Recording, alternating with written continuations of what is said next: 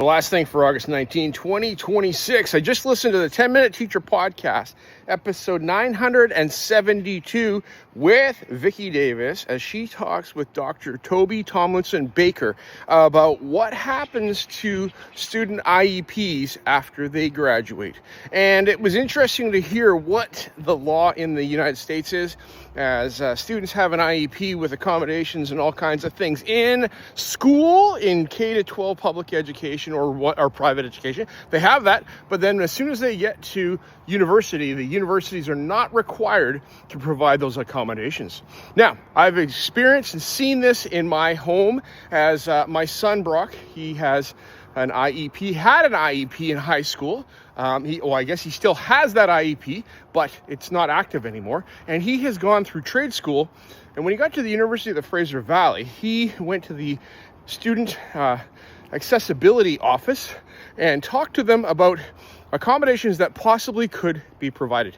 Now, this was a conversation he had to have, and so it wasn't something I was able to do at all as a dad, because adult learners, they need to advocate for themselves to do those things. So he did get some accommodations provided.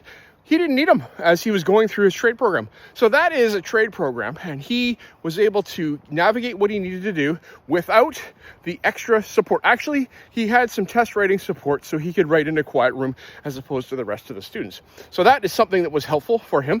But anyhow, that's a story in my own space that I've witnessed and seen happen. Having students with diverse abilities, two of my kids have ADHD.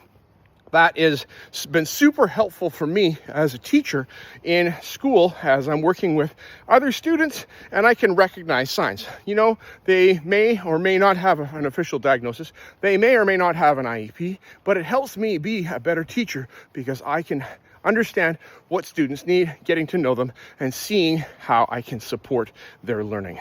All right, Toby and Vicki, they talk about the need for knowing your students and for taking time to be able to relate to educate. And so that is so important as we, as educators, relate to our students, share from our lives things that have happened and experiences so that we can grow connections and make a difference in kids' lives. Thank you, Vicki. Thank you, Toby. We'll talk to you. Have a fabulous day. I will. Okay, bye.